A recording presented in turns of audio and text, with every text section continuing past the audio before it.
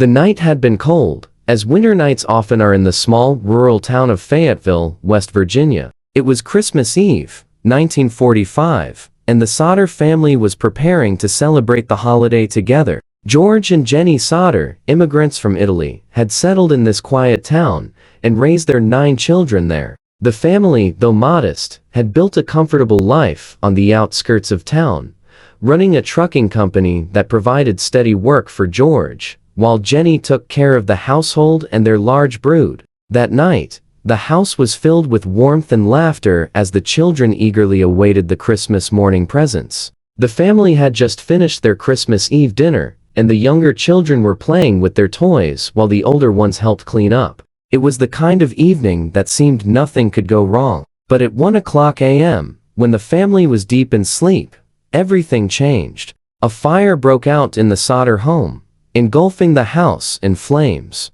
George and Jennie were awoken by the smoke, and their quick thinking allowed them to escape with several of their children. However, 5 of the Sodder children, Martha, Maurice, Louis, Jennie, and Betty, were still inside. Despite the desperate attempts to rescue them, the house was already consumed by flames, and the children were never seen again. The fire department arrived, but by the time they were able to begin their investigation, the house had been reduced to a charred, smoking shell. The remains of the children were never found in the debris, and the fire chief, after a brief investigation, concluded that the children had perished in the flames. But the story of the Sodder children's disappearance didn't end with the fire. The family refused to believe the official explanation. There were too many inconsistencies, too many unanswered questions. George Sodder, a determined and proud man, became convinced that his children had not died in the fire at all, but had instead been kidnapped.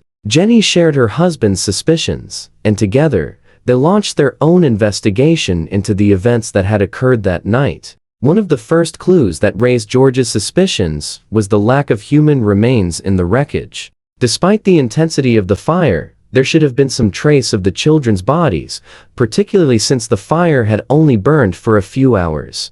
George found it strange that the bones of the children were not found in the ashes, especially when bones are known to survive even the most severe of fires. But the fire chief had dismissed this as a possibility, suggesting that the heat of the blaze had simply been too intense. George was not convinced.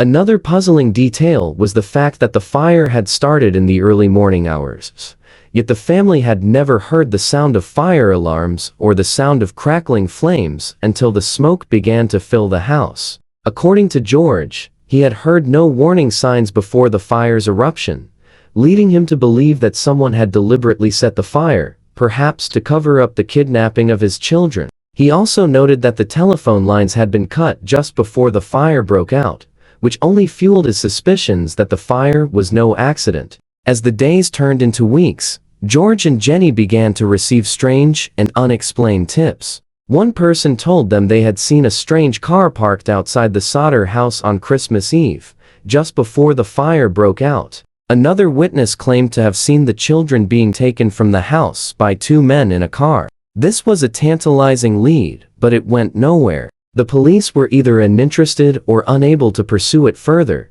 and with each passing day, the case seemed to grow colder. The Sodders refused to let the matter drop. They continued to search for their children, following any lead that came their way. It was around this time that George and Jennie began to encounter other people who claimed to have seen the missing children alive. One man reported seeing the children in a nearby town, while another claimed to have seen them in a foreign country. These reports were often vague, contradictory, and unverifiable, but they fueled the Sodders' determination to find their children. They spent thousands of dollars on private investigators, hired detectives, and even placed ads in newspapers, offering a reward for information about the missing children. Still, no one came forward with any concrete answers. As the years passed, the search for the missing Sodder children continued. George and Jennie became increasingly desperate, scouring the country for any trace of their children. They followed every lead, no matter how unlikely, and refused to give up hope.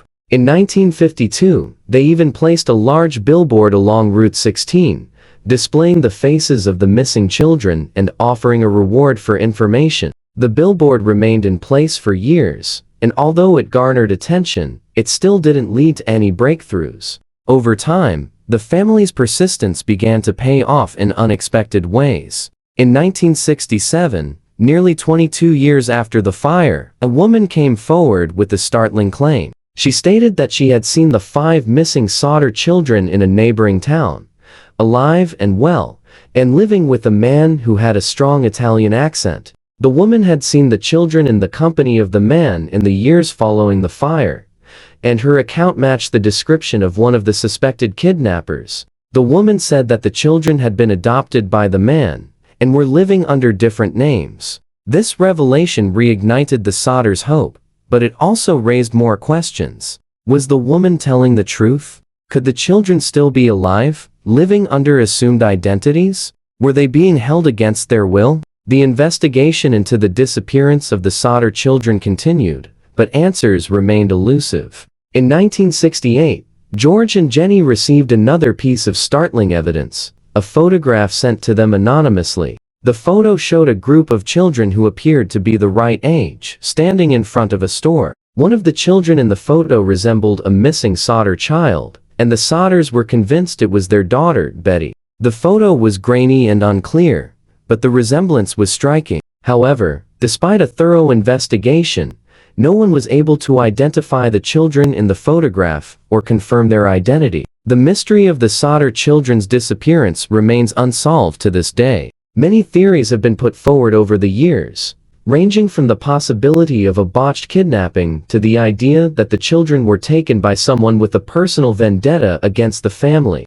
Some have suggested that the fire was deliberately set by someone who wanted to silence the Sodders, while others believe that the children were simply taken by strangers. Whatever the truth may be, the case remains one of the most enduring mysteries in American history. The Sodder family's search for their children lasted for decades, and even in their old age, George and Jennie refused to give up hope. In their final years, they continued to search for their missing children, but they were never able to uncover the truth. George died in 1969, and Jennie passed away in 1989. But the mystery of the Sodder children's disappearance has never been forgotten. Their story continues to fascinate and intrigue people around the world, and the case remains one of the most enduring unsolved mysteries in the history of American crime. The disappearance of the Sodder children is a chilling reminder that sometimes, even in the most ordinary of settings, the most extraordinary things can happen. The case continues to raise questions about the nature of disappearance, the possibility of foul play, and the lengths to which a family will go to find the truth. Whether the Sodder children were victims of a tragic accident or the target of something far more sinister remains unknown. What is certain, however, is that their family's search for answers will never be forgotten, and their story will continue to haunt those who hear it for years to come. Don't forget to like, subscribe, and hit the bell for more amazing content. Thanks for watching and stay tuned for our next video.